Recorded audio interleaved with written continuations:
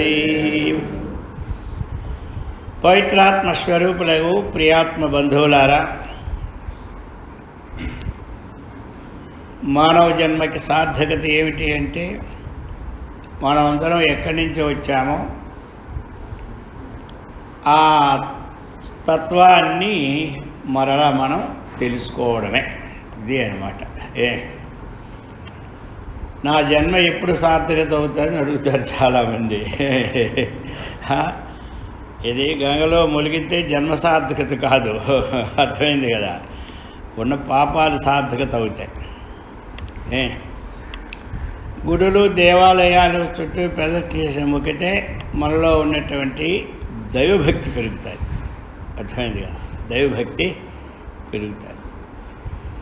పాపాలు పటాపంచలు అవుతాయి. హరిని 2 అక్షరములు, హరించును పాతకములు అని చెప్పారు కదా. శ్రీరామ రామయ్యనుచును ఏ మానవుడైన కానీ అర్పణమదిలో ఆ రామ విభుని తలచితే కారాకులు దుల్లినట్లు కర్మము. అంటే ఏమిటి, మనకిప్పుడు ఇవన్నీ పాపాలను పోగొడతాయి. జన్మ సార్థకతని ఇవ్వజాలం. అది అన్నమాట. ఇవి మంచివే, మంచిది కానిది లేదు. పాపాలు పోగొట్టుకుంటే ఏమవుతుంది, సుఖజన్మకి హేతు అవుతుంది, దుఃఖాలు ఎక్కువ కలగవు. ఇంతేగాని జన్మ సార్థకత అనేది కాదు. అందుకు మనం జన్మ సార్థకత అన్నా, కైవల్యం అన్నా, మోక్షం అన్నా ఇవన్నీ ఏమిటి, ఒకటే. అర్థమైంది కదా. మనకి జన్మ సార్థకత అన్నా, కైవల్యం అన్నా, మోక్షం అన్నా ఒకటి. ఇట్లా తేడా ఏమీ లేదు. సరే, తేడా ఏమీ. ఇక మనం ఎక్కడి నుంచి వచ్చామో ఆ విషయం తెలుసుకోవడమే మన జన్మ పరిపూర్తి అయింది. అయితే ఇక్కడ మనం ఉన్న దాంట్లో ఒక 5-6 ఎక్కడి నుంచి వచ్చామో అక్కడ తెలియదు, కానీ మిగతా వాళ్ళందరికీ ఎక్కడి నుంచి వచ్చామో అక్కడ తెలుస్తారు. ఎక్కడి నుంచి వచ్చామంటే షార్ట్కట్లో సమాధానం చెప్పండి. ఎక్కడి నుంచి వచ్చాము మనము అంటే షార్ట్కట్లో సమాధానం పరమాత్మ నుంచి వచ్చాము, అంతే. మళ్ళీ ఎక్కడికి వెళ్ళాలి అంటే వెళ్ళాలి, పరమాత్మ దగ్గరికి వెళ్ళాలి అంటే ఏం చేయాలి, ఉన్నప్పుడు పరమాత్మకు సంబంధమైన జ్ఞానాన్ని తెలుసుకోవాలి, అంతే. పరమాత్మకి వెళ్ళాలంటే ఈ జ్ఞానం తెలిసిన వాడు ఎక్కడికి వెళ్తాడు, మళ్ళీ ఈ జ్ఞానం తెలియకుంటే విడిచిపెడితే వాడు ఎక్కడికి వెళ్తాడు. అది అంతవరకు తెలుసుకుంటే చాలు మనకి. ఏమంటారా, ఈ జ్ఞానము తెలుసుకోకుండా విడిచిపెట్టేవాడు ఎక్కడికి వెళ్తాడు అంటే ఏమిటి, వాడి కర్మను బట్టి జన్మకి వెళ్తాడు. కర్మను బట్టి జన్మకి వెళ్తాడు. మరీ ఘోరాతి ఘోరమైన కర్మలు చేస్తే మానవ జన్మ వస్తాడని నమ్మకం లేదు. మిశ్రమ కర్మఫలాలన్నీ మానవ జన్మకే వస్తాయి. ఏమంటారు, మిశ్రమ జన్మ కర్మఫలాలన్నీ మానవ జన్మకే వస్తాయి. కాబట్టి ఇక్కడ ఉన్న వాళ్ళమందరము కూడా ఆ తత్వాన్ని చక్కగా అవలోకన అయిన వాళ్ళమే. అర్థమైంది కదా. ఆ తత్వాన్ని అవలోకన అయిన దాన్ని మనం ఏం చేసుకోవాలి అంటే దృఢపరచుకోవాలి. అందరం ఏం చేయాలి, దృఢత్వ బుద్ధిని సంపాదించుకోవాలి. అది అన్నమాట. కాబట్టి ఆ దృఢత్వం అన్నటువంటిది విచారణ, ఆత్మానాత్మ విచారణ అనేది అవసరం. ఆత్మానాత్మ విచారణ అవసరం. శరీరం మనస్సును ఏకాగ్రతపరచడానికి, చిత్తాన్ని స్థిరంగా కొంత ఉంచడానికి ఈ మనం చేస్తున్న జపము, ధ్యానము, పారాయణలు అవసరం. తన స్వరూపాన్ని తాను తెలుసుకోవాలి అంటే ఆత్మానాత్మ విచారణే అవసరం. అన్యపంథ అయినాయ విద్యతే. అర్థమైంది కదా. ఇంకొక త్రోవ లేనే లేదు. అందుకని అందరూ ఆత్మతత్వాన్ని తెలియని వాళ్ళు ఆత్మతత్వాన్ని తెలుసుకోవాలి. ఆత్మతత్వం తెలిసిన వాళ్ళు తెలియని వాళ్ళకి చెప్పాలి. రెండు ఇక్కడ ఆత్మతత్వం తెలియని వాళ్ళు తెలుసుకోవడానికి ప్రయత్నం చేయాలి. ఆత్మతత్వం తెలిసిన వాళ్ళు తెలియని వాళ్ళకి చెప్తూ ఉంటుంటారు. చెప్పడానికి మనుషులు దొరకని మాట లేదు. ఇలా గుడి కొట్టుకొని నీరు కూర్చొని దొరుకుతారా? మన దగ్గరికి వస్తూ ఉంటారు బంధువులు కానీ, మిత్రులు కానీ, స్నేహితులు కానీ. కాసేపు వాళ్ళు మాట్లాడిన అయిపోయినాక నాయన కూర్చో, 2 మాటలు చెప్తే పోయి అవన్నీ ముందు ఈ మాటలు చెప్తే వాడు వెళ్ళిపోతాడు. వాళ్ళు ఏదో ఇంటి సమస్యలని చెప్తారు కదా, తర్వాత ఇంట్లో బంధువులు ప్రీతితో మనవాళ్ళు తాతలు మాట్లాడతారు కదా. అన్నీ అయిపోయినాక కొంచెం ఒక 5 నిమిషాలు మా మాట వింటారని అడగాలి. వాళ్ళ మాటలు నిన్న అప్పుడేమంటారు, అయ్యో మీ మాట తప్పకుండా వింటాం అంటారు. అప్పుడు కూర్చొని పెట్టి ఒక 5 నిమిషాలు 10 నిమిషాలు ఇది చెబుతూ ఉండాలి. అప్పుడు ఏమవుతుంది, బహుళ ప్రచారం అవుతుంది. తెలియని వాళ్ళు కూడా తెలుస్తూ ఉంటారు. ప్రతి 4 గోడల మీద వచ్చిన వాళ్ళకి తెలుస్తాయి. ఇప్పుడు ఇంట్లో వెళ్తున్నాయి పర్వాలేదు, మనం ఏవో అందరు చెప్పిన ప్రవచనాలు కూడా యూట్యూబ్లోనూ ఇందులో పెట్టేస్తున్నారు కాబట్టి ఇప్పుడు ఇంటింటికి వెళ్ళిపోతున్నాయి. వెళ్ళిపోయినా మనం చెప్పిన మాట ఏందో వాళ్ళకి కొంచెం విశ్వాసం ఉంటుంది. అందరు చెప్పిన మాటలు వినేస్తారు, వదిలేస్తారు. కానీ మీరు చెప్పిన మాట ఏందో వాళ్ళకి ఎలా ఉంటుంది, విశ్వాసం ఉంటుంది. బా ఏంటి 2 ముక్కలు చెప్పారే, ఇది ఏదో ఉన్నది, లేకపోతే ఎలా చెప్తారో మనకి దాని మీద వాళ్ళకి అలా కరెంట్ లాగుతుంది. మీరు చెప్పేది కూడా ఏదో మీరు ఆ తత్వం తెలుసుకోకుండా చెప్పేది కాదు కదా. ఆ తత్వం తెలుసుకొనే మీరు చెబుతూ ఉన్నారు. ఆ తత్వాన్ని అయ్యా అంత ఏడి ఒకట 2 నిమిషాలు ఆ తత్వాన్ని తెలుసుకుంటూనే ఉన్నారు. అది అనమాట. అందుచేత తత్వాన్ని మనం అందివ్వడానికి ప్రయత్నం చేస్తే మనకి తత్వం గట్టిపడుతుంది. అర్థమైందా? ఎవరికైనా అందివ్వడానికి ప్రయత్నం చేసినప్పుడు మనకి తత్వం ఏమవుతుంది, గట్టిపడుతుంది. మనకేం పడుతుంది, గట్టిపడుతుంది. అది అనమాట. అలాగా మనం తత్వనిష్ఠులు ఇంకా కావడానికి అవకాశాలు ఉంటాయి. ఇందులో ఇంచుమించు మనకి 100% తెలియని వాళ్ళము లేవు. తెలియని వాళ్ళము లేవు. దీనికోసం మళ్ళీ బల్ల కొద్దక్కర్లేదు. ఏమంటారు, తెలియని వాళ్ళకి తెలిసిన వాళ్ళకి కానీ ప్రశాంతంగానే ఉండాలి. మనము కొత్త విషయం చెప్పేది లేదు, అదే విషయం రోజు చెప్పుకున్నా అంతే కదా. అందుకని ప్రశాంతంగా పిల్లలకి భోజనం తినిపించేటప్పుడు ఎంత ప్రశాంతంగా తినపెడితే అంతగా తింటారు వాళ్ళు. కోపంతో పెడితే తింటారా? చిన్నపిల్లలు తినరు. వాడు ఇంకా కోపం చూపెట్టి మొత్తం తినే మానేస్తానంటాడు. ఆ విధంగా మనం ఆత్మతత్వాన్ని తెలుసుకుంటూ ఉన్నాం. ఇక మనకు కావాల్సింది ఏమిటి, దృఢాపరోక్ష జ్ఞానం కావాలి. అంతే. అపరోక్ష జ్ఞానం అందరికీ కలిగిపోయింది. నేను బ్రహ్మమును అన్న జ్ఞానం కలిగిందా లేదా చెప్పండి, మీరు చెప్పండి. కలిగింది. శరీరం నేను కాదు బ్రహ్మం అనే జ్ఞానం మీకు కలిగింది. అది ఇప్పుడు శరీరం నేను కాదు బ్రహ్మము నేనే జ్ఞానం కలిగింది మనకి. ఇప్పుడు ఈ బ్రహ్మజ్ఞానం అనేటువంటిది ఆ బ్రహ్మమే నేనే ఆ బ్రహ్మము అన్నటువంటిది దృఢంగా ఉండాలి. దృఢంగా ఉన్నా లేకపోయినా కలిగిన జ్ఞానం ఎక్కడికి పోదు, గుర్తుపెట్టుకోండి. కలిగిన జ్ఞానం ఎక్కడికి పోమన్నా పోదు. ఇప్పుడు లెక్కల్లో ఒక ఆన్సర్ 3, 6, 9 అంటాం. ఇది ఏ లోకం వెళ్ళినా ఈ 9.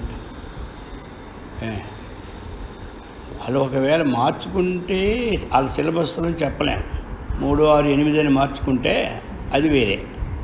సిలబస్ మారితే మనం ఏం చేయలేం. అర్థమైంది కదా. 3, 6, 9 అన్నటువంటి బోధ అందరికీ నిశ్చయమే కదా. అలాగా ఇంతవరకు మనం వింటూ ఉంటుంది. శరీరం నేను కాదు, ఆత్మ అనేది నిశ్చయమే. దుఃఖం రాని సుఖం రాని దీనికి సంబంధం లేదు. దుఃఖం వచ్చినా సుఖం వచ్చినా నేను ఆత్మను కాదు అనుకున్నా ఎవరు నేను? ఆత్మనే. మనం అనుకున్నా కాదుకున్నా ఆత్మ కాకుండా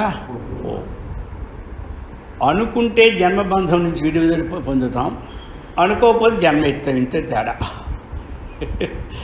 అంతఃకరణములో నేను ఆత్మను నిశ్చయం వస్తే సంచితంలో ఉన్న కర్మలన్నీ పోతాయి. అర్థమైంది. ప్రతివారు జన్మలు ఎత్తవలసి ఉంది, ఎన్నో జన్మలు. ఆ జన్మలు ఎత్తకుండా అవి భగ్నం కావడానికి వేరే ఉపాయం లోకంలో ఉందా? ఏ ఉపాయాలు లేవు. అన్యథా శరణం నాస్తి త్వమేవ శరణం మామ అన్నట్టుగా. అయితే ఇవన్నీ ఈ గుళ్ళు బళ్ళు ఇవన్నీ ఎక్కడ పోతాయి? ఇవన్నీ ఉండాలి. ఇవన్నీ లౌకిక విజ్ఞానానికి ఏది మనస్సు ఏకాగ్రతకి ఈ రెండు అవసరమే. ఒక ఆధ్యాత్మిక బడి స్వాత్మజ్ఞానాన్ని పెంపొందింపు చేస్తాయి. ఏమంటారు? అందుకని ఒకవేళ కష్టాలు నష్టాలు కలగచ్చు మనకి, అది కలుగుతుంటాయి. కష్టాలు నష్టాలు కలుగుతుంటాయి. ఒకవేళ కలిగినప్పుడు మనం దైవాన్ని నమ్మినా నమ్మకపోయినా, దైవాన్ని నమ్మినా నమ్మకపోయినా నేను ఉన్నానని నమ్ముతాడు కదా అందరూ. ఏమంటారు? వాడు దైవాన్ని నమ్మినా నమ్మకపోయినా బ్రతికుండగానే నేను చచ్చానని ఎవడు అనుకుంటాడా? ఎవడు అనుకోడు. బ్రతికుండగానే నేను ఉన్నాను అంటే వాడు దైవాన్ని నమ్మిన వాడే. తెలిసిందా అర్థం? నేను దేవుణ్ణి నమ్మను అంటాడు. నమ్మను అని ఎవడన్నాడు? ఉత్తమ పురుష ఏకవచనంలో అహం. నేను నమ్మను అనేవాడు నేనొకడు ఉన్నాడు, ఆ నేనే దైవం. కానీ వాడి దృష్టిలో అది ఇప్పుడు నేను నమ్మను అన్నటువంటి వాడికి నేను అనేదే కదా ఇప్పుడు దైవం అంతా. దైవం అంటే ఎవరు? నేనే. నేను విజయకొల్టు దైవము. నేనెవడో తెలుసుకోమని చెప్తే రమణ మహర్షి, ఇక నేనెవడంటే నేనే దైవము, నేనే దైవమే, నేనే దైవము, దైవమే నేను. దైవమే ఆత్మ, ఆత్మే దైవం. దైవమే చైతన్యము, చైతన్యమే దైవం. మనకి నమ్మినా నమ్మకపోయినా వాడు దేవుడు నమ్మినట్టే లెక్క. అర్థమైంది కదా? వారం ఒకసారి చెప్పుకుంటాం కదా మనం. ద్వైతం అనేవాడు కూడా, గుర్తుందా? ద్వైతం అనేవాడు కూడా వాడు కేవలం అద్వైతే.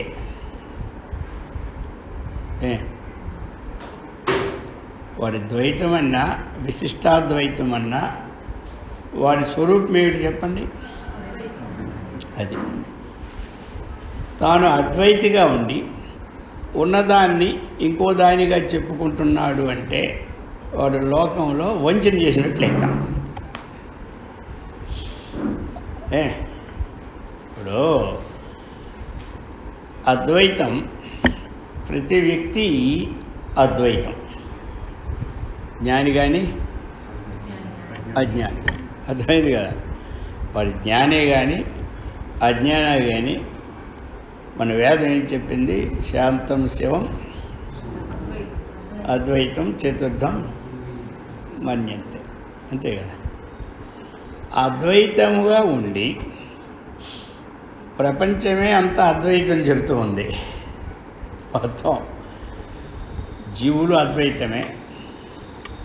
అచరమైనటువంటి కొండలు, నదులు, వనాలు అన్నీ ఏమిటి? అద్వైతమే. ఏ దృష్టితో అద్వైతం చెప్పగలిగాం మనం? చెప్పండి. అద్వైతం ఏ దృష్టితో అద్వైతం చెప్పగలిగామని ప్రశ్న వస్తే, అద్వైతము నుండి పుట్టినటువంటి ఈ ప్రపంచము అద్వైతం. ఇది ఇప్పుడు సర్వం కల్విదం బ్రహ్మ. ఇప్పుడు బ్రహ్మ విద్య కొల్టు అద్వైతం. అక్కడే తిరుగుతుంది మూడే. ఇప్పుడు మన తిరిగేదల్లా మూడు దగ్గరలే.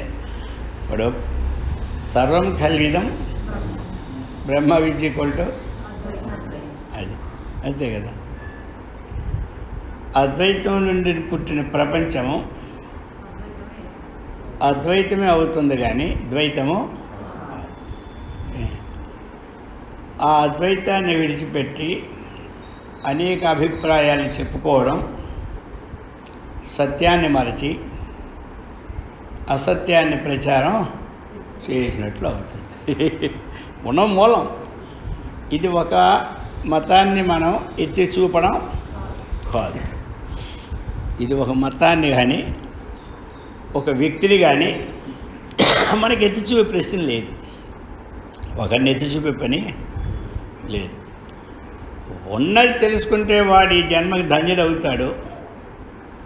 లేనిది చెప్తూ ఉంటుంటే వచ్చే జన్మకి ఎక్కడో పుడతాడు. అంతే తేడా. ఓ రాయో రప్పగో చెట్టుగో ఎక్కడో పుడతాడు. ఇంతే తేడా. కానీ వాడు పుట్టాడానని వాడిని అనుసరించే వాళ్ళు పుడతానలే. వీళ్ళు మారిపోతారు, వాడే మారరు. అక్కడ వారే మారరు. వీరు ఎలాగోలాగా ఎప్పుడైనా వీరు మారిపోతారు. వాళ్ళ సిద్ధాంతంలో ఉన్నది మార్చుకోకపోతే వారికే నష్టం. సరే, అందుకని మనము ఇది మనకు సూక్ష్మంగా అద్వైతము నుంచి పుట్టిన ప్రపంచము అద్వైతము కంటే భిన్నమో కాదు. అద్వైతం ఉండి అన్యథా మనం చెబుతూ ఉంటుంటే దోషము సంభవిస్తుంది. అది ఎక్కడ లేని పాపము వచ్చేస్తుంది. ఎక్కడో పాపము అంటుంటే ఎవరికో కొడితే తిడితే పాపం ఒక పక్క, కొడితే తిడితే వచ్చే పాపం ఒక పక్క, మోసం చేసేది ఒక పాపం, మోసం చేసేది ఒక పాపం. కానీ ఉన్న అద్వైతాన్ని మర్చిపోవడం ఇంక మహా పాపం. అర్థమవుతుంది అందరికీ? ఉన్న అద్వైతాన్ని మర్చిపోవడం మహాపాపం. ఆ అద్వైతాన్ని ఏదో ఒక రూపంలో ఇంకొక పేరుగా చెప్పడం ఇంకా పాపం. వాళ్ళు ఏదో పుణ్యం అనుకుంటారు, పుణ్యం పోడా. అర్థమైందా? అందుకనే ఈశావాస్యోపనిషత్తులు ఏం చెప్పారు? అసూర్యానామతే లోక అంధేన తమసావృతాః తాంస్తే ప్రేత్యాభిగచ్చంతి ఏకీచ ఆత్మహనో జనాః. కరెక్ట్గా ఉపనిషత్తు శృతి చెప్తూ ఉంది. ఈ శృతి వాక్యాన్ని నమ్మని వాడు ఎవరు ఉన్నారు చెప్పండి లోకంలో? శృతివాక్యాన్ని నమ్మని వాడు వాడు ఏమిటి? ధర్మహీనుడని పేరు. వాడికి ధర్మహీనుడని పేరు. ఎందుకు? శృతి అనేది మనకి ప్రమాణం. మనందరికీ ప్రమాణం ఏమిటి? శృతి. ఇక శృతి కర్మకాండని జ్ఞానకాండని రెండు బోధిస్తూ ఉన్నది. అందులో జ్ఞానకాండలో ప్రప్రథమంగా ఈ ఈశావాస్యోపనిషత్తుని ఆబాల గోపాలము మాంతారన్నమాట. మాంతారంటే నమ్ముతారు. అందరూ నమ్ముతారు, బ్రాహ్మణులు కానీ అబ్రాహ్మణులు కానీ. ప్రతివాడు నమ్మిన ఉపనిషత్తు ఏమిటి అంటే ఈశావాస్యం. కొంతమంది కొన్ని ఉపనిషత్తులు నమ్మరు. అందుకే ఈశావాస్యం అందరూ నమ్ముతారు. అందరూ నమ్మిన దాంట్లోనే మొదట్లోనే సిద్ధాంతాన్ని మొత్తగా చక్కగా చెప్పేశాడు ఆయన. అసూర్యానామతే లోక అంధేన తమసావృతాః తాగుంస్తే ప్రేత్యాభిగచ్చంతి ఏకేచ ఆత్మహనో జనా అన్నారు. ఎవడైతే ఆత్మహనో జనా అంటే ఎవడు ఆత్మహంతకుడో అని చెబుతుంది ఇప్పుడు. ఎవడు ఆత్మహంతకుడో వాడు అసూర్యానామ లోకాలని పొందుతాడు అని చెప్పినాడు. ఇక్కడ రెండు అర్థాలు. అందరికీ అర్థమైంది ఏమిటి తెలుసు? ఆత్మహంతకుడు అంటే ఎవరినో ఒక వ్యక్తిని చంపితే వాడిని ఏమంటారు? ఆత్మహంతకుడు అంటాడు. హంతకుడు అది, వాడిని ఆత్మహంతకుడు అని అంటాడు. అంతకుడు అంటారు కరెక్టే. ఆత్మహంతకుడు మహాత్మాంతకుడు రా అంటాడు. ఆత్మకి మూడు అర్థాలు ఉన్నాయి. వాడు ఏ అర్థంలో అన్నారో మనకు తెలియదు, కానీ ఆత్మ అంటే శరీరం, ఆత్మ అంటే మనస్సు, ఆత్మ అంటే అసలు ఆత్మ. సరే, వాడు ఏది అర్థమైనా మనకు మంచిదే పోని. వాడు ఆత్మహంతకుడు అన్నాడు. కానీ ఇక్కడ వేదం చెప్తుంది, వేదము ఎవడు ఆత్మహంతకుడు అంటే అసూర్యానామత్తిలోకి అందేన తమసావరు తాగుస్తే ప్రేత్యాభిగచ్చంతి. ఎవడు ఈ జన్మలో ఆత్మజ్ఞానం పొందకుండా శరీరాన్ని విడిచిపెట్టాడో వాడే ఆత్మహంతుడని చెప్పింది. ఏం చెప్పింది? అది అంటే ఇప్పుడు ఇక్కడ వాడు రోజు గంగా స్నానం చేయవచ్చును కాదని లేదు, వాడు రోజు గుడికి వెళ్ళిన తర్వాతే భోజనం చేయవచ్చును కాదనలేదు, వాడు రోజు ఒంటిపూటే భోజనం చేయవచ్చు కాదని లేదు, వాడు రోజు పచ్చాకులే తినొచ్చు కాదని లేదు.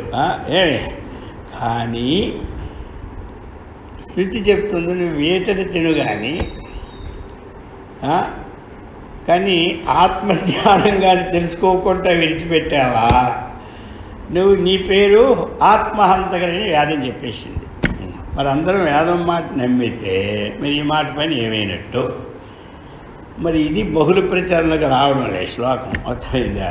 వస్తుంది కానీ ఏదో వింటున్నారు పోతున్నారు అక్కడ, అంతే.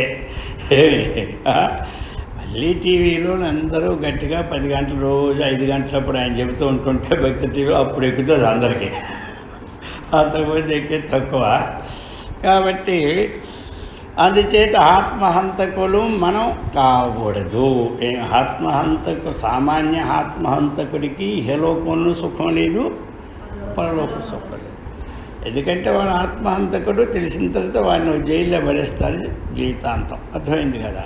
ఏదో కొన్నాళ్ళు 12 ఏదో ఒకటి, వాడు ఇక్కడ జైలు తప్పలేదు, అక్కడ జైలు తప్పదు. మళ్ళీ ఈ కొంతమంది ఇక్కడ జైలు అనుభవించాడు, అక్కడ జైలు ఉండదు అనుకో, కానీ కొంత అంత సుఖం వాడికి పొందలేదు. అందుచేత ఇప్పుడు మనం పుట్టి ఆత్మహంతకుని ఎవరము కాకూడదు. అన్నీ చేసుకోవాలి, చేయొద్దని శాస్త్ర నిషేధం ఏమి లేదు. నువ్వు పూజ మాని, అర్థమైందా? నువ్వు పారాయణ మాని, నువ్వు ధ్యానం మాని, నువ్వు జపం మాని, నువ్వు దానం మానేమని ఎక్కడ అర్జునుడికి శ్రీకృష్ణ పరమాత్మ భగవద్గీతలో ఈ చివర కూడా ఈ మాట ఉందా? ఎక్కడా లేదు. అర్థమైందా? నీకు ఉపనిషత్తు మూల శ్లోకాల్లో కూడా చెప్పేస్తాడు, ఇది ఇలాగెళ్తుంది తోవా, అది అలాగెళ్తుంది తోవా. ఒకవేళ నీకు సమర్థత కాలేదా అది చేసుకో, అది అంతవరకు చెబుతాడు శాస్త్రం. నిషేధం అన్నటువంటిది కాదు ఇక్కడ మనకి. ఈ చెప్పిన 3 కదా మానమంటారు. నువ్వు ధ్యానము, జపము, పారాయణ, పూజ మాని ఎల్లప్పుడూ బ్రహ్మం అనుకో, ఇంతే కదా. తక్కింది ఉద్యోగం మానేమని చెప్పలేడు, వ్యాపారం మానమని చెప్పలేడు, భోజనం వండుకొని తినొద్దని ఎవడు చెప్పలేడు, రోగం వస్తే మందు వేసుకోమని ఎవడు చెప్పలేడు, వాడికి మంచి మంచి ఫంక్షన్లకు వెళ్ళొద్దని చెప్పలేడు. అర్థమైంది కదా? మంచి మంచి ఫంక్షన్లు మరి ఇంట్లో బంధువులు వెళ్తే కదా వస్తారండి, వాళ్ళ తాళువులు వస్తారు, మనకి రారు కదా. ఇవన్నీ ఎవడేమీ చెప్పలేడు. అంటే ఇవన్నీ అద్వైతం వాళ్ళ దృష్టిలో ఉంటాయి, ఇవన్నీ అద్వైతం ఉంటాయి. అర్థమైంది కదా? అందుకని కృష్ణ భగవానుడు చాలా జాగ్రత్తగానే చెప్పాడు భగవద్గీత. ఇవన్నీ అద్వైతము, వాళ్ళకి పూజ ద్వైతమా? ఏమీ లేదు, అంతా ద్వైతమే. ఇది ద్వైతమే, అది ద్వైతమే. ఇక్కడ కేవలము జ్ఞానం తెలుసుకోవడమే అద్వైతం. ఇది మనము బాగా అవగాహన చేసుకోవాలి. ఏమి ఈ తత్వాన్ని అవగాహన చేసుకోకపోవడమే జన్మ సార్థకత కాదు. ముందు అవగాహన కావాలి. ఇప్పుడు అన్నీ వదిలిపెట్టి ఎక్కడ పోతారు? గృహస్థాశ్రమంలో అన్నీ చేసుకోవాలి. అర్థమైంది కదా? ఇప్పుడు సన్యాసే మళ్ళీ ఆశ్రమం పెట్టి అన్నీ చేస్తున్నాడు లేదా? ఇక మీరే వదిలేసి ఎక్కడ పోతారు? అందుచేత అద్వైతం అన్నటువంటిది ఆత్మజ్ఞానాన్ని బాగా సంపాదించుకోవాలి. అందుకు ఎవడు ఆత్మహంతకుడో వాడు ఎక్కడ పుడతాడంటే ఏం చెప్పాడు? అసూర్యానామతేలోక అంధేన తమసావృత, తమస్సు చేత ఆవరింపబడినటువంటి అంధకార బంధురమైనటువంటి లోకాలలో పుడతాడు అన్నారు. అయితే అంధకార బంధురమైన లోకాలు కాదవి. ఉపనిషత్తు ఏమిటంటే మనకి వ్యంగ్యార్థంగా చెబుతుంది ఇక్కడ. ఎలాంటిది అంటే మాటిమాటికి పుట్టి మాటిమాటికి చచ్చేదే ఇది అనమాట. ఎన్ని జన్మలెత్తినా ఆత్మజ్ఞానము లేకుండా బతికిన బ్రతికే అంధకారం. అంధకారం ఉన్న ప్రకాశం అంటే ఏమిటి? పట్టపగలు 12 గంటలప్పుడైనా ఆత్మజ్ఞానము లేని వ్యక్తి ఎక్కడున్నట్టు? అంధకార బంధువులో ఉన్నట్టు. రాత్రి అర్ధచీకట్లో ఉన్నా ఎవరు? ఆత్మజ్ఞానం ఎక్కడున్నట్టు? అది అన్నమాట ఇక్కడ. ఇప్పుడు అంధకార బంధురమైన లోకాల్లో పోతారని అనుకున్నారా? కొంతమంది అంటారా? ఎక్కడికి పోతారు? అంధకార లోకాల్లో ఎక్కడ పోతాడు? ఎక్కడ పోయేది లేదు. జగద్గురు శంకరాచార్యుల వారే కింద భాష్యంలో రాజేశారు. అంధకార బంధువుల లోకాలంటే ఏమిటంటే నువ్వు పుడతావు, అందులో పుడతావు, ఏమి లాభం? మంచి భోగభాగ్యాలతో ఉంటావు, అనుభవిస్తావు, కానీ శరీరాన్ని మళ్ళీ పుట్టుకే చూసుకుంటావు, కానీ మోక్షాన్ని పొందలేవు. మోక్షాన్ని పొందని జన్మే అంధకార బంధులు. మోక్షాన్ని పొందని జీవితం ఏమిటి? అంధకార బంధువులో నివసించినట్టే లెక్క. అది అందుకే చెప్తున్నారు. అందుకే ఆచార్యుల వారు ఆ భాష్యంలో ఆ అర్థాలు స్ఫురింప చేయకపోతే ఈ ఉపనిషత్తులు పడేవాడే ఉన్నాడు. ఒరే నువ్వు ఎందుకురా అంధకార లోకంలో పడి నీ ఉపనిషత్తు చదువుతావో ఇలా శుభ్రం చదువు కనేస్తారు అందరూ. నీ ఉపనిషత్తులన్నీ ఇప్పుడు మరి చదవద్దని చెప్తారు. అందుకనే వారు మొట్టమొదటే ఆ భాష్యానికి ఎవరు ఏ అర్థాలు రాసి మళ్ళీ దీన్ని అనవసరంగా పెడతారని అందులో కరెక్ట్గా యథార్థమైనటువంటి భాష్యాన్ని ఉన్నదానికి రాయడానికి ప్రయత్నం చేస్తున్నారని ఆచార్యుల వారు భాష్యకర్తలు ముందే చెప్పుకొచ్చారు. అందుకు అసూర్య నామ తేలోక అంధేన తమసావృత తాగుంస్తే ప్రేత్యాభిగచ్చంతి. ప్రేత్య అంటే ఈ శరీరం విడిచిపెట్టిన తర్వాత తాన్ లోకాన్ అభిగచ్చంతి. ఆ లోకాలని పొందుతున్నాడు అతడు. ఆ లోకాలను పొందుతున్నాడు అంటే ఏంటి? మన దృష్టిలో దేవలోకము, మన దృష్టిలో మామూలు దృష్టిలో, అందరి దృష్టిలో దేవలోకం ఎలాంటిది? మంచిది. అక్కడ ఎలాగుంటుంది? ప్రకాశమానంగా ఉంటుంది. ఎక్కడ? దేవలోకం. ఇక్కడ మనకు కరెంట్ అనేది రాత్రి ఉంచితేమో ఎవరు కట్టుకుంటారు? డబ్బు. అప్పటికే పగలే ఏమి లైట్లు ఉండాలో ఏమి లేదు, దొడ్లు ఏమి ఉండాలో పగలు ఉండాలో అన్నీ చూసుకొని మనం ఆపుకుంటాం. అక్కడ రాత్రి పగలు లైట్ వెలుగుతూనే ఉంటాయి. అక్కడ దేవలోకం అక్కడ ఎప్పుడు లైట్ వెలుగుతూనే ఉంటుంటుంది అనమాట. మళ్ళీ లైట్ ఎలా ఉంటుంది? మనకి ఇక్కడ పెద్ద బల్బు వేసామనుకో అది కరెంట్ కాలుతుందేమో, ఎప్పుడు ఆ పెద్దవని చూస్తూనే ఉంటుంటాం. అక్కడ ఎప్పుడు 1000 క్యాండ్ల బల్బులు రాత్రి పగలు వెలుగుతూ ఉంటుంటాయి. ఎక్కడ? దేవలోకంలో. కానీ అది ఇప్పుడు అంధకార లోకం అని చెప్తున్నాడు ఇక్కడ. ఇందులో పోతావు, నువ్వు అన్నీ చేసావు, స్వర్గలోకాలు పోయావు, హాయిగా అక్కడ ఎప్పుడు తెల్లవారు లైట్లోనే ఉన్నావు. కానీ ఉపనిషత్తు ఏం చెప్తుంది? నువ్వు అసూర్య నామతే లోక. అక్కడ అసూర్య అని విశేషం వేశారు. అసూర్య అంటే ఏమిటంటే, అసూలు అంటే అందరికీ తెలుసు తెలుగులో ప్రాణములు అని. అసూలు అంటే ప్రాణములు. అది సంస్కృతంలో కూడా అసుహు అంటే ప్రాణం. సంస్కృతిలో కూడా అసుహు అంటే ప్రాణం. తెలుగులో కూడా మనవులు ప్రయోగిస్తారు అసువులు అని. పద్యాల్లో కూడా అసువులు బాసిపోయే అంటాడు, అంటే ప్రాణములు వీడిపోయే అంటాడు పద్యాల్లో. అర్థమైంది కదా. అసువులు బాసిపోయే అంటాడు, అంటే ప్రాణములు వీడిపోయే అంటాడు. ఇక్కడ అసుషు రకారానికి ఏం పెట్టారు భాష్యకారులు శంకర భాష్యంలో? అసుషు రమంతీతి అసురి తస్య భావ అసుర్య. కాబట్టి అసుషు ప్రాణములే తీపిగా కలిగి, అర్థమైందా, ప్రాణములని పోషించుకుంటూ జీవితమంతా ఈ ప్రాణం కోసమే సమర్పించినటువంటి ప్రతి వ్యక్తి వాడు అసురుడు అని పేరు పెట్టాడు. అసురుడు అలా అర్థం వస్తుంది. అసురుడు అంటే రాక్షసుడు. కానీ ఇక్కడ అర్థం ఏమిటి? ప్రాణములను ప్రాణములే ఆత్మగా భావించి పోషించుకునే వారందరూ అసురులని పేరు పెట్టారు ఇక్కడ ఉపనిషత్తులో. అది అనమాట అసురులు అంటే. అసుర్యా నామ. కాబట్టి అసుషు రమంతీతి అసుర్య. కాబట్టి వాళ్ళకి ఎందుకు, వాళ్ళ సిలబస్లో 3 ఉన్నాయి చెప్పాను కదా. ఇక్కడ ఎవరి సిలబస్లో? రాక్షస సిలబస్లో ధర్మము, అర్థము, కామం. కానీ ఈ ధర్మం ఉండదు. వాళ్ళ ధర్మం వేరే ధర్మం పెట్టుకుంటారు. మోక్షం అంటే అక్కడ లేదు. అందుకే వాళ్ళు ఏంటి గుండె పిండి అయిపోయారు ఎవరు వాళ్ళు. అరే సిలబస్లో లేనిది ఇది ఎలా పడుతుందా అని గోల పెట్టి చచ్చేవారు. ఎవరు? వాళ్ళిద్దరు పేర్లు కూర్చొని గురువులు. వాళ్ళ గురువులు వీడికి మన సిలబస్సే చెప్పడంలే. మోక్షం ఎడగని, ఇందుగరుడు అందులీడని, సందేహం వరది చక్రి, ఇవన్నీ మనం చెప్పామా? ఇవన్నీ చెప్పామా?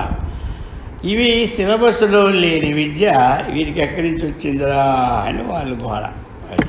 అందుచేత రాక్షసులని పేరు ఎందుకంటే వాళ్ళ సిలబస్లో ఈ మోక్షం అన్నటువంటిది లేదు. వాళ్ళు తీసి పారేశారు. ఇంకేంటి ఉండడం అయితే ఉంది, వాళ్ళు ఉంచుకుంటే కదా. ఇప్పుడు మన వాళ్ళకి ఇష్టం లేదు, తీసి పక్కన పడేస్తున్నారు కదా. ఈ మోక్షం అనే సిలబస్ మన దేశంలో స్వతంత్రం వచ్చినప్పుడే ఈ మన వేదము మన అంతా వాంగ్మయం పెట్టాలి కదా. ఆనాడు వాసన వదలకుండా ఆ కోట్లో నోట్లో లెక్కేసుకొని ఈ సిలబస్నే పెట్టలే వీళ్ళు. ఏదో ఆనాడు కొంతమంది ఆలీలు ఉండేవాళ్ళు 4 పద్యాలనే పెట్టారు. ఏమంటారు? అంతకుముందు కొంత వాసన, తర్వాత ఇది ఉంటే కదా సిలబస్. ఎవరు ఏ సిలబస్లో ఉంది? ఎంతసేపు టెక్నికల్ సిలబస్సే కానీ ఈ వేదధర్మం కానీ మోక్షం అనే సిలబస్ ఎక్కడుంది? అది అన్నమాట. అందుచేత ఇవన్నీ లేకుండా వాటితోనే రమించే వాళ్ళందరికీ శాస్త్రం పేరు పెట్టి అసురుడు అని పెట్టేసింది అనమాట. అంతే. అది అందుకు అసూర్య నామతే లోక అంధేన తమసావృత. అంధకార బంధురమైనటువంటి లోకాలను పొందుతారు అని చెప్పింది అది. అంధకార బంధురం అంటే ఇక్కడ అంధకారం కాదు, మంచివే, కానీ ఆత్మజ్ఞానం లేనిది. ఆత్మజ్ఞాన విహీన మూఢాః తే పశ్యంతి నరక నిగూఢాః అని చెప్పింది. ఆత్మజ్ఞాన విహీన మూఢాః తే పశ్యంతి నరక నిగూఢాః. నిగూఢమైన నరకాన్ని పొందుతారని చెప్పుకొచ్చింది. అందుచేత ఆత్మజ్ఞానం అనేది ఆవశ్యకత అన్నది మానవులందరికీ తెలియవలసిన కర్తవ్యం ఎవరికి ఉంది? మనందరికీ ఉన్నది. అర్థమైంది కదా. చెప్పాలి, ప్రతి వాళ్ళకి చెప్పాలి. చెప్పేది ఎలా ఉండాలి? చందమామ రావే, జాబెల్లి రావే, నోట్లో ముద్ద పెట్టినట్టు ఉండాలి. అర్థమైంది కదా. అటు ఇటు ఆ చందమామ చూస్తూ పిల్లలు ఏం చేస్తారు? నోట్లో అన్నం పెడతారు. అంతేగాని నువ్వు తింటా లేదా అని కొడితే వాడు అక్కడ ఊసేసి కింద పడిపోతాడు. అందుచేత మొత్తం మీద పెట్టాలి. ఎలా పెట్టాలి అంటే అది ఆ విధంగా అది చెప్తూ ఉన్నారు. అందుకు మనము ఈ ఆత్మజ్ఞానాన్ని చక్కగా ఇప్పుడు పొందాం. తత్వమసి మహావాక్య శ్రవణం చేశాం. చేసిన తర్వాత ఈ నామాన్ని ఉచ్చరించుకుంటే తప్పులేదు, దానివల్ల మనకి. కానీ భావన ఏముండాలి? మనం ఆ బ్రహ్మభావన చింతన ఉండాలి. బ్రహ్మభావన ఉండాలి. భావన ఉండాలంటే ఏంటి? మనకి సరళంగా గుర్తొచ్చినప్పుడు నేను ఎవరినైనా గుర్తొచ్చింది అనుకోండి, ఏం రావాలి అప్పుడు చెప్పండి? ఏం రావాలి? సడన్గా గుర్తొచ్చింది అనుకోండి, అప్పుడు ఏం రావాలి? నేను బ్రాహ్మణని రావాలి. సడన్గా రాయి తగిలితే ఏం గుర్తు వస్తుంది? అమ్మ పేరు గుర్తు ముందు వస్తుంది.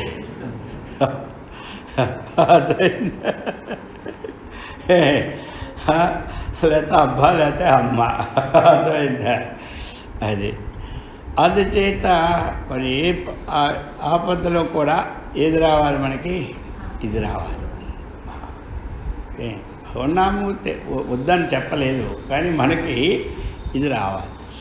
ఇది రావాలి అంటే కనీసం మనం నడుస్తున్నప్పుడు, ప్రత్యేకంగా కాకపోయినా వాకింగ్ వెళ్ళినప్పుడు కానీ ఆ మిగతా సమయాల్లో కూడా మనం దృఢపరచుకోవాలి. అహం బ్రహ్మాస్మి బ్రహ్మైవాహమస్మి, ఆ బ్రహ్మము నేను. విధివాక్యం మననము వల్ల చేస్తాము. నిషేధవాక్యం మననం కూడా రోజు ఉండాలి. రోజు నిషేధవాక్యం మననం ఏం చెప్పండి?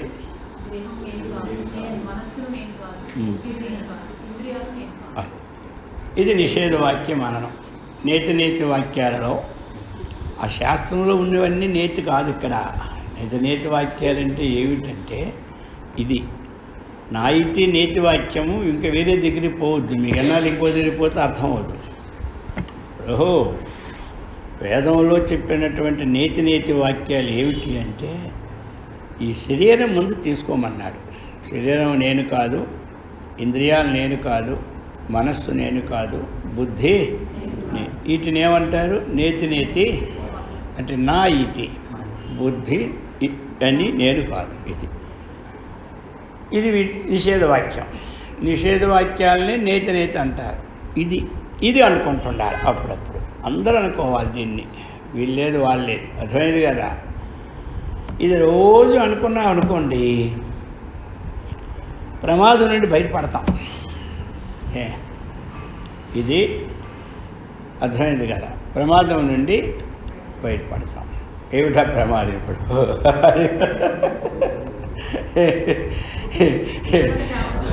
పుట్టడము చావడం అనే ప్రమాదం. అలాగని మళ్ళీ ఏదో జన్మ ఎత్తుతామనే ప్రమాదం. ఏదో ఒక పందెకొక జన్మ వస్తుందనే ప్రమాదం నుంచి కూడా భయపడిపోతాం. చెట్టై పుట్టై పుడతామేమో ఈ జన్మలో చాలా తెలియక ఏవో తెలుసు కొన్ని పాపాలు చేశాము.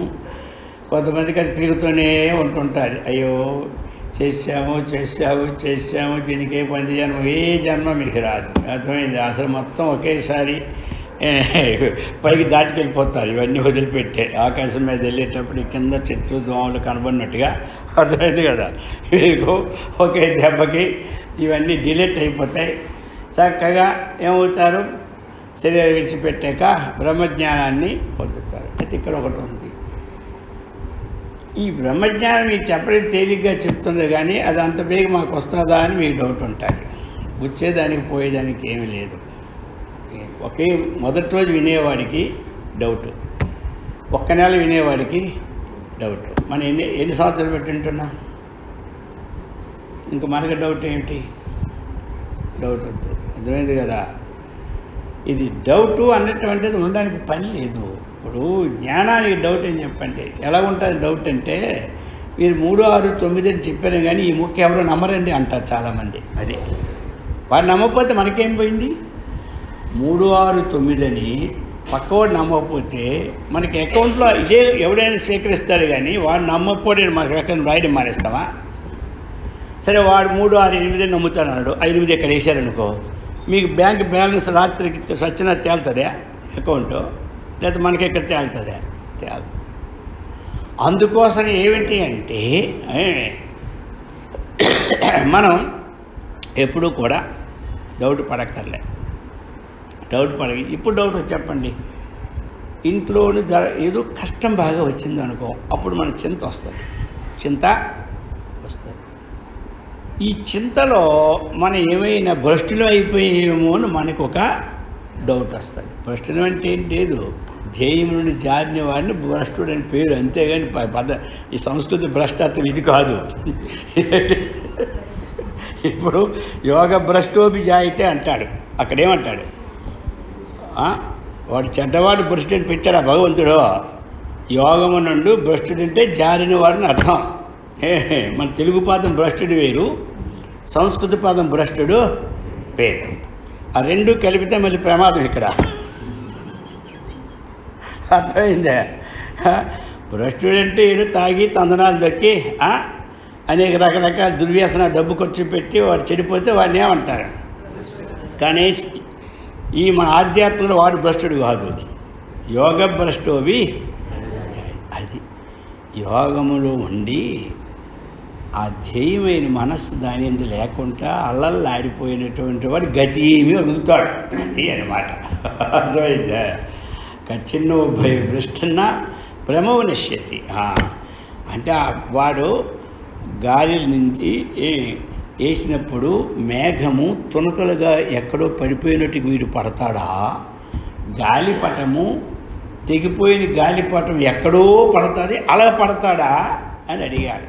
ఏమి పడడు చెప్పాడు. హే కళ్యాణ కృత్తు దుర్గతిం కానీ ఈ జన్మలో వాడి కైవల్యాన్ని పొందడు. అది అన్నమాట. ఈ జన్మలో వాడు కైవల్యాన్ని పొందడు. అంతేగాని నహి కళ్యాణకృత దుర్గతిం తాత గచ్చతి ప్రాప్య పుణ్యకృత లోకానుషీత్వ శాశ్వతీ సమహ శుచీనాం శ్రీమతాంగి. హే చోర్మొక్క యోగ భ్రష్టోవి. చూసారా, యోగ భ్రష్ట అభిజాయితే. యోగం నుంచి జారు ఎక్కడ పుడతాడు, అభిజాయితే పుడుతున్నాడు. ఎక్కడ పుడతాడు? శుచివంతులు శ్రీమంతుని ఇంట్లో పుడతాడన్నారు. ఈ పదాలకు అర్థాలు తెలుసుకోకపోతే కొంపలు మాత్రం మునిగిపోతాయి. ఎన్నాళ్ళు చేసి భగవంతుడు భ్రష్టుడు అని చెప్పాడు, మాకు ఇదే భ్రష్టత్వం, గీత చూసి పోగలు అంటాడు పక్కన వచ్చి. ఏమన్నాడో ఆ సంస్కృత పదాలు తెలియకపోతే ఏమి మళ్ళీ ఆ పుస్తకమే ఎత్తుకోడు ఎవడు. అందుకని మనకి నష్టమేమీ లేదు, ఉండాలి. ఇప్పుడు డౌట్ పోవాలి. ఇప్పుడు శరీరం నేను కాదని 10 సార్లు అనుకున్నాడు, 100 సార్లు ఆ రోజు శరీరానికి పెద్ద కష్టం వచ్చింది. తను అనుకున్నోడికే పెద్ద కష్టం వచ్చింది.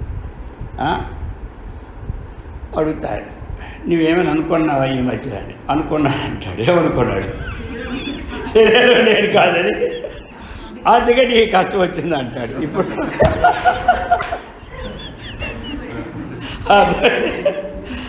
అనుకున్నంత మాత్రం కష్టాలు వస్తాయా? నేను సుఖంగా ఉండాలని అనుకోవడం లేదు, రోజును అనుకోవడం లేదా? మీరు ఎన్ని బీపీలు సుఖంతో సస్తున్నాం, నొప్పి, కాళ్ళు నొప్పి, ఏదో అందరు బొమ్మల్లాగా ఉన్నాం కానీ ఇళ్ళల్లో నొప్పులే, ఒళ్ళల్లో నొప్పులే.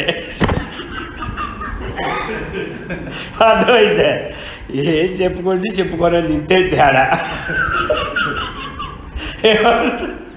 ఇదే తేడా. కాబట్టి బ్రహ్మను అనుకున్న నొప్పులు పోతున్నాయా? అయితే శరీరం అనుకున్న నొప్పులు వచ్చి ఎందుకనాలా? అనుకోకూడదు. అది పని చెప్తున్నది. ఇప్పుడు నేను బ్రహ్మను అనుకున్నా ఆ మందేసుకుని నొప్పి పోద్ది, కానీ ఆ నొప్పి పోవడం పోనే పోదు. ఎవడు పూర్వజన్మ కర్మ, నువ్వు బ్రహ్మ అనుకో, ఏమనుకో ఆ కర్మ ఎవడు అనిపిస్తాడు. ఆయన అనిపించడానికి ఆయన ఏమో అనిపించడు. ఆయన ముందే ఫిక్స్ చేసి కంప్యూటర్లో పడేశాడు. అనిపించడానికి ఆయన కాళ్ళు చేతులా? ఎవరికి? దేవుడికి. ఆయన కాళ్ళు చేతుల్లోనే అనిపిస్తాడా? అది నోరు లేదు, కాళ్ళు లేదు, చేతులు లేవు. అనిపించేది ఎవడు? మనమే అనిపించాలా? అది. అందుచేత ఇప్పుడు సాధనలో డౌట్లు వచ్చి ఇవే ఎక్కువ. అర్థమైంది కదా? ఇప్పుడు సాధన సాగుతున్నా వెనకలాగడానికి కారణాలు ఇవే మూల కారణాలు. ఈ మూల కారణాల్లో అందుకని శరీరం నేను కాదు అనుకున్నా దీనివల్ల మనకేమీ రాదు. ఇంద్రియాలు నేను అనుకున్నాను, కళ్ళు పోవడమో లేకపోతే చేతులు ఇరిగిపోవడం దొరుకుతాయి. ఏమీ జరగవు. శరీరం నేను కాదు, ఇంద్రియాలు నేను కాదు, మనస్సు నేను కాదు, బుద్ధి నేను కాదు అనుకోండి కదా, బుద్ధి పోదు, అన్నీ ఉంటాయి. కర్తృత్వ భావన లేకుండా ఉంటుంది. వీటి మన కర్తృత్వం లేకపోవడమే మీను. అది అనుకోవాలి. ఇది కనీసం రోజుకి 2-3 సార్లు అయినా అనుకోవాలి.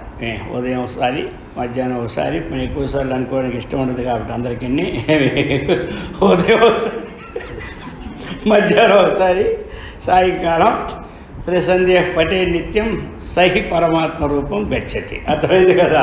వాడు సహి స్వర్గం అవపోయాత్ అంటారు. ఏదైనా స్తోత్రం చేస్తే త్రికాలయ పటే నిత్యం సహి స్వర్గ అవాప్నుయాత్. ఇది త్రిసంధ్య పటే నిత్యం సహి మోక్షం లభేత్ అన్నమాట. అర్థమైంది. అది అందుచేత సర్వరోగ నివారణ శాంతి భౌతుడు పక్కన పెట్టామనుకో, ప్రతివాడు చదువుతాడు, చదువుతాడు, మోక్షం నాకు ఎందుకు అంటాడు. అందుచేత ఇది చెప్పుకోవాలి. సదా ఆ బ్రహ్మభావన చేస్తూనే ఉండాలి, చేసుకోవాలి. బ్రహ్మభావన ఎప్పుడూ అహం బ్రహ్మాస్మి బ్రహ్మైవాహమస్మి, లేదా అహం బ్రహ్మాస్మి చాలు. సర్వత్ర నిండి నా పరబ్రహ్మమే నేను అని అనుకోవాలి. ఉపనిషత్తు చెప్పింది అదే కదా మనకి. ఈశావాస్యం మొదట మంత్రం ఏం చెప్పింది? ఈశావాస్యం యతకం సర్వం యత్కించిత్ జగత్యాం జగత్ తేన త్యక్తేన భుంజీత మా గృధ కస్య స్విధానం చెప్పిందా? అక్కడ అర్థం ఏమిటది? ఈశావాస్యం ఇదగం సర్వం, ఈ సమస్త ప్రపంచము పరమాత్మ చేత వ్యాపింపబడి ఉన్నది. దానికి అర్థం దానికి ఉన్న అర్థం ఏమిటి? ఈ సమస్త ప్రపంచము పరమాత్మని చేత వ్యాపింపబడి ఉన్నది. అది ఈ మొక్కకి ఏమర్థమైంది చెప్పండి మీకు? పరమాత్మ వ్యాపింపబడి ఉన్నది అంటే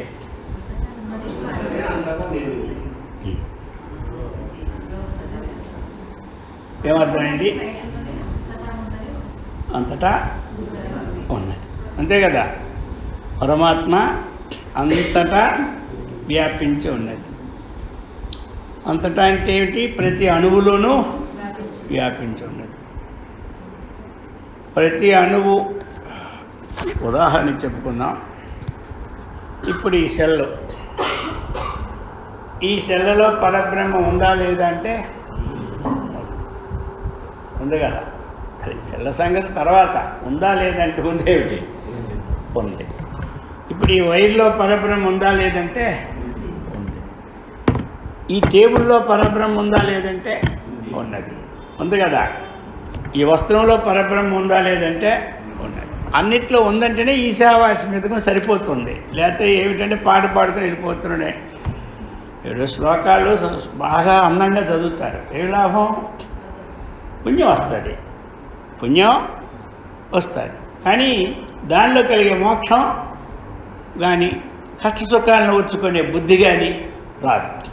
నేను అంత చదివాను కదా, ఆ దేవుడు కన్ను కరగలేదని మళ్ళీ ఏ దేవుడు లేవయ్యా పక్కకు వచ్చి మళ్ళీ నేను ఈ సంవత్సరాలు పారాయణ చేస్తూనే ఉన్నాను కానీ ఏమిటి ఇక వాడు చూస్తున్నాడు. ఇదే బయటకంటే బాధ నాకు ఉందలే ఈ ముక్క. ఇలా 10 మంది బలం అయిపోతే ఆ దేవుడి దగ్గర ఇచ్చేస్తారు జెండా. ఇది అనమాట. అందుకనే తాత్పర్యము ప్రతి వాళ్ళు చదువుకోమనడానికి కారణం, జ్ఞానం ఉన్న వాళ్ళందరూ చదువుకోవాలి, రోజు చదవాలి. చదివితేనే పడతారు జ్ఞానం. వినొచ్చు కానీ చదివిన దానికి ఇంకా బలం వస్తుంది. ఇప్పుడు తను దొడ్లు వేసిన మొక్క అది ఎంత చేదైనా తినాలని అనిపిస్తుంటుంది. అది ఎక్కడి నుంచి తెచ్చిన కాగితే ఎక్కడి నుంచి బారేస్తాం. అర్థమైంది కదా, అలా ఉంటుంది ఇది. అది మనం పెరట్లో వేసిన మొక్కలో ఆ కూరగాయని అది ఎంత రుచి ఏమిటి దాని వర్ణన మనం చేస్తూనే ఉంటుంటాం. అలాగనమాట. అదే అందుచేత మనం ఈ ప్రకారముగా ముందుకి వెళ్ళాలి. మనం అలా వెళ్ళినప్పుడే సాధనలో ముందుకు వెళ్తాం. ఇప్పుడు మన క్లాసెస్ ఎందుకంటే పెట్టుకోవడం ఆత్మజ్ఞానోన్నతి పోవడానికి. ఈశావాస్యం ఇదగం సర్వం. ఈ సమస్త ప్రపంచము పరమాత్మ చేత వ్యాపకమై ఉన్నది అన్నప్పుడు ప్రతి అణువులోనూ పరమాత్మ ఉన్నాడు. ఆధారం ఎవరంటే ఏం చెప్పాలి? పరమాత్మ. ఆధారం అంటే అది. ఆధేయం అంటే పైన ఉన్నది, ఆధారం అంటే కింద ఉన్నది. కాబట్టి ఈ వస్తువులన్నిటికీ ఆధారము, ఈ వస్తువులన్నిటికీ ఆధారం భూమి అయింది. ఒకవేళ ఆధారం భూమి అనొచ్చు అందరూ. అప్పుడు వాళ్ళకి మనం ఎక్కడికి వెళ్ళాలి? భూమికి ఆధారం ఏమిటి? జలం. జలముకి ఆధారం అగ్ని. డైరెక్ట్గా ఆత్మకి వెళ్ళిపోవచ్చులే, కొంచెం మధ్యలో వరుసకి వెళ్తారు కాబట్టి వాళ్ళు చెప్పుకోవాలి. అగ్నికి ఆధారం వాయువు, వాయువుకి ఆధారం ఆకాశం, ఆకాశానికి ఆధారం ఆత్మ. అది అర్థమైంది కదా. ఇదంతా పరంపరగా చెప్పుకుంటే అలాగే 5 స్టెప్పులు వెళ్ళి అక్కడికి ఆత్మకి వెళ్ళాలి. డైరెక్ట్గా భూమికి ఆధారం ఆత్మను కూడా గొడవే లేదా. ఎవరైనా ఇంకా ఏమైనా ఉన్నాయి కదా అంటే విడదీసుకోవాలి. అది అన్నమాట. అక్కడి నుంచి పొందింది ఆత్మ భూమి వరకు వచ్చి ఈ భూమి మీద పుట్టిన వస్తువులన్నిటికీ అదే ఆధారం. అవి ఏది బంగారం కానీ, వజ్రాలు కానీ, డైమండ్ కానీ, దూరబంధాలు కానీ, ఇటీలు కానీ, పిల్లలు కానీ, సిమెంట్ కానీ, ఇసుక కానీ అంతా ఏమిటి ఇప్పుడు? అది. ఇప్పుడు ఏది చూసినా ఇది బ్రహ్మమని జ్ఞానం మనకి వస్తుండాలి. అది అన్నమాట. ఇప్పుడు గోడను చూశారు, వాడు గోడకు కూడా దండం పెడతాడు, ఎందుకంటే బ్రహ్మే కదా అని. పెడితే పెట్టుకోవచ్చు, లేకపోతే తర్వాత సంగతి. ఇది ఈ మధ్యన పిచ్చే కింద ప్రతి గోడ కూడా ముక్తులుడు.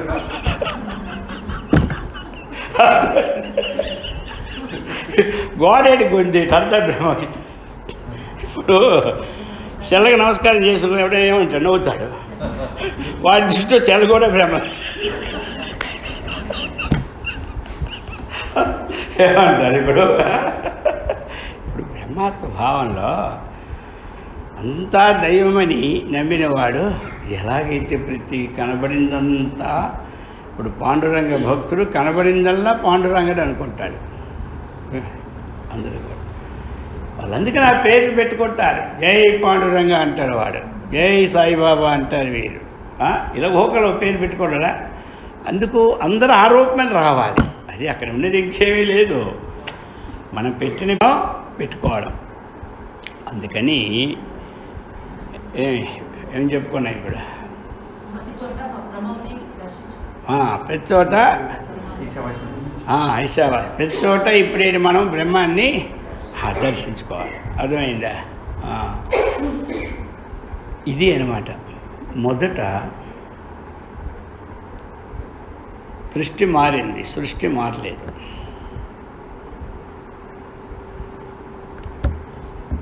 ఎవరు? మన శుకుడు. శుకుడు వెళ్ళాడు కదా ఎక్కడికి? జనక మహారాజు దగ్గరికి. వెళ్ళినప్పుడు ఏం చెప్పాడు? అంతా బ్రహ్మమని చెప్పాడు. ఈ మొక్కే మా నాన్నగారు కూడా చెప్పారు, ఇదే మీరు చెప్పారు, నాకేమో బ్రహ్మంగా కనబడితే లేదన్నాడు.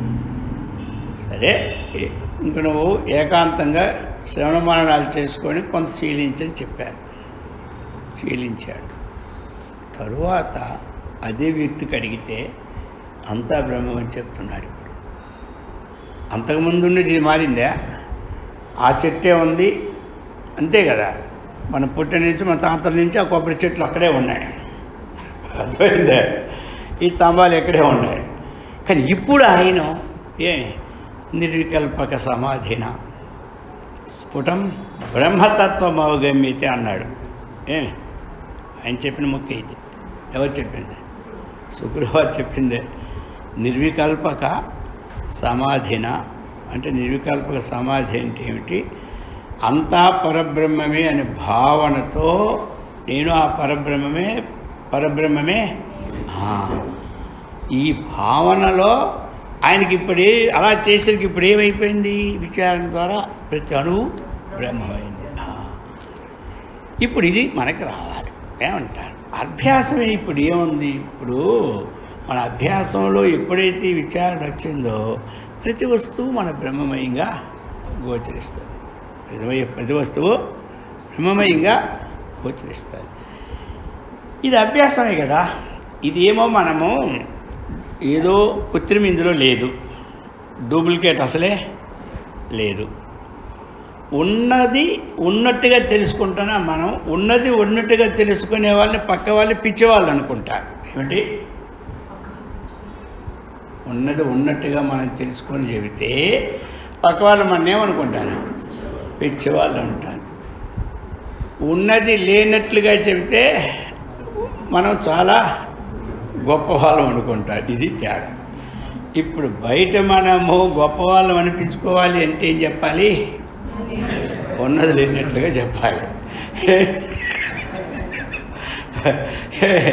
బయట వాళ్ళ దృష్టిలో మనము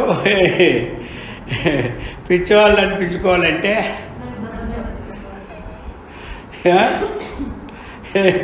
ఉన్నది ఉన్నట్లు చెప్పాలి. ఇది అన్నమాట. ఇప్పుడు అర్థమైందా? ఎవరు అన్నారట, ఉన్నది ఉన్నది చెప్తే ఊళ్ళో గాడికే కోపం వస్తుంది అన్నాడు. మనుషులకు రాదా? ఉన్నది ఉన్నదే చెప్తే ఊళ్ళో గాడికే కోపం వస్తుంది. ఎందుకంటే ఆ జనాభా ఎక్కువైపోయారు, ఈ జనాభా తక్కువైపోయారు. పైగా మన ప్రవర్తన చూసి చేదస్తామని పేరు పెడతారు. ఏం పేరు? అందుకని ఆ పేర్ల కోసం కాకుండా వాళ్ళ దగ్గర మనం ఏదో భక్తులం ఆత్మజ్ఞానం అని అనిపించి మన సాధన మనం చేసుకోవాలి. అయింది కదా. ఇంట్లో ఒక బ్రహ్మజ్ఞానం అండి, ఉన్న కోడలు కొడుకు బ్రహ్మజ్ఞానం మనం బోధిస్తే వాళ్ళకి ఎక్కుతుంది. ఏంటి ఇప్పుడు ఎక్కుతుందా? మన మాట వింటారా? మా నాన్నకి చేదస్తం పోలేదు, అందుకే మా నాన్నకి దూరంగా ఉన్నారు అనుకున్నాం అంటారు. అర్థమైందా? ఇప్పుడు మా నాన్నకి చేదస్తం పోలేదు అని అంటారు. ఎందుకు ఆ కూడా మనకి ఇప్పుడు వాళ్ళందరికీ ఇప్పుడు గట్టిగా ప్రయత్నం మనం చేయకూడదు. సుశాసిగా అప్పుడప్పుడు అందిస్తుండాలి, అంతవరకే. పొరుగింటి పొలగో రుచి మనం చెప్తే వాళ్ళకి ఎక్కదు. ఎవరైనా మహాపండితుడైనా వాడి కొడుకు వాడు చెప్తే ఎక్కదు. వాడు ఇంకో దగ్గర స్కూల్ ప్రైవేట్ పెడుతుంటాడు. అర్థమైందే? వాడు అక్కడికి వెళ్ళి చదువుకొస్తాడు, వాడి డబ్బులు పే చేస్తుంటాడు. నోరెత్తుకుంటా, నోరెత్తితే అక్కడ కూడా చదవడు. అర్థమైందా? పరిస్థితులు ఎందుకు చెప్పడం అంటే మనం బ్రహ్మజ్ఞానం పొందాలి, బాగా అది అవగాహన చేసుకొని అప్పుడే ఇంటి వాళ్ళందరినీ బ్రహ్మజ్ఞానం చేయని తరంపు వద్దు. వాళ్ళకి భక్తి మార్గంలో ఉంచాలి చాలు. కొన్నాళ్ళకి ఇది ఊరుకోవద్దు, వాళ్ళని బ్రహ్మజ్ఞానులుగా చేస్తుంది. బ్రహ్మజ్ఞానులుగా చేస్తుంది. అందుచేత ఈ భావన ఎల్లప్పుడూ అందరికీ ఉండాలి. ఉపన్యాసం చెప్పేవాడికి కూడా అడుగుడునా ఉండాలి, ఆచరణ పెట్టేవాడు కూడా అడుగుడునా ఉండాలి. అప్పుడే ఇది సార్థకత అవుతుంది, వాళ్ళు సార్థకత పడతారు. ఇప్పుడు ఉపన్యాసం చెప్పినప్పుడే బ్రహ్మజ్ఞానం అని కాదు, ఎల్లప్పుడూ వాళ్ళ దృష్టి ప్రతి వస్తువు ఒక బ్రహ్మముగా పోల్చే పద్ధతిని అలవర్చుకోవాలి. ఇప్పుడు జనరల్ ఉపన్యాసాలు ఇంత మనం గట్టిగా చెప్పామనుకోండి, ఎందుకు చెప్తాం? అక్కడ అర్థమైంది కదా. ఎక్కడో జనరల్గా వెళ్తాం ఉపన్యాసం, గంట 2 గంటలు 4 3 గంటలు. వాడికి ఇదంతా చెప్తే వాడు మొత్తం అక్కడ కూడా ఓడాడు. అర్థమైంది కదా.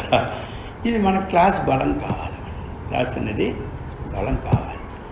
మనం రోజు రోజుకి ఏ పని చేస్తూ ఉన్నా ఆ పరబ్రహ్మముని ఏంటన్నటువంటి గుర్తు వచ్చి పడుతుండాలంటే చెప్పిందే 10 సార్లు చెప్పాలి, విన్నదే 10 సార్లు వినాలి. చెప్పేవాడు శాంతంగా ఉండాలి, వినేవాడు శాంతంగా ఉండాలి. రాజకీయ సభలైతే గట్టిగా చెప్పి అరిస్తే వాడికి వీడికి ఉద్రేకం వచ్చి ఆ ఉద్రేకంతో ఆ పోటీలు గెలుస్తారు. ఇక్కడ మనం గెలిచేది ఏమిలే. అర్థమైంది కదా. శాంత సుమనా సంకల్ప కఠోపనిషత్తులో అర్థమైంది కదా. అందుచేత ఇది ప్రశాంతమైనటువంటిది. మనం ఏమి యాక్షన్లు డైరెక్షన్లు ఇవి అక్కర్లేదు. దేనికి? ఆత్మజ్ఞానానికి. తెలియని వాళ్ళు ఎవరు లేరు, అందరూ తెలిసిన వాళ్ళే. అర్థమైంది కదా. విని ప్రతి వారికి విజ్ఞానం పట్టేసింది. అది అందుకే ఎవరు ఎక్కడ ఏం చెప్పినా ప్రశాంత చిత్తంతో తాను తన్మయంగా ఉండి తన్మయంగా చెప్పేది నేర్చుకోవడం ఉండాలి. ఇది మెయిన్ పాయింట్. శిక్షణ అందుకే ఇవ్వాలి. అది ఈ ప్రకారంగా ఆత్మజ్ఞాన సంబంధం మనం ముందుకెళ్తుంది. అది పడుతుంది అన్నమాట. పట్టాలి. ఎదురువాడికి ఏం పట్టాలి? ఆ విజ్ఞానం పట్టాలి. అందుకు ఇప్పుడు మనం తెలుసుకున్నది ఏమిటి? ఈశావాస్యమిదగం సర్వం యత్కించిత్ జగత్యాం జగత్. అర్థమైంది కదా? యత్కించిత్ అంటే అర్థం ఏంటి? ఏ కొద్దిగైనా, ఏ కొద్దిగాను అది అంతా పరబ్రహ్మం కంటే భిన్నం కాదు. మరి అణువే పరబ్రహ్మం కంటే భిన్నం కాదంటే న్యాస్తముడు గోచినటువంటి మహత్తు పరబ్రహ్మం కంటే భిన్నమని చెప్పడానికి విలువనా? అది అందుకు చెప్తున్నారు. ఈశావాస్యమిదగం సర్వం యత్కించి జగత్యాం జగత్. ఆ కారణము చేత త్యక్తేనా అన్నాడు. తేన త్యక్తేనా, తేన త్యక్తేన భావేన. కాబట్టి త్యక్తేనా, త్యక్తం అంటే ఏమిటి? విడిచిపెట్టడం. ఈ విడిచిపెట్టడంలో 3 అర్థాలు ఉంటాయి. అది కేవలం సన్యాసికి చెప్పింది ఒకటి. ధనేషణ, ధారేషణ, ఏమైంది? ధనేషణ, ధారేషణ, లోకేషణ, ఏమైంది? కాబట్టి ఇది కేవలం అర్థమైంది కదా, పూర్తి వైరాగ్యం ఉన్నవాడి కూర్చి చెప్పిన వాక్యం ఇది. ఇది అంతేగాని ఇల్లు వాకళ్ళు ఉన్నవాడికి వాక్యం ఉపయోగించకూడదు. అక్కడ అర్థమైందా? అర్థాన్ని అలస్పరిపు చేయకూడదు. అందుకు తేన త్యక్తేన భుంజీత త్యక్తేన. ఇప్పుడు ఏమి త్యక్తం చేయాలి మనం అంటే, ఉన్నప్పుడు ఈ అజ్ఞానంకి ఉత్పత్తి చేసినటువంటి నేను అనే కర్తృత్వ భావన త్యాగం చేయాలి. ఇది అందరూ అర్థం చేసుకోవాలి.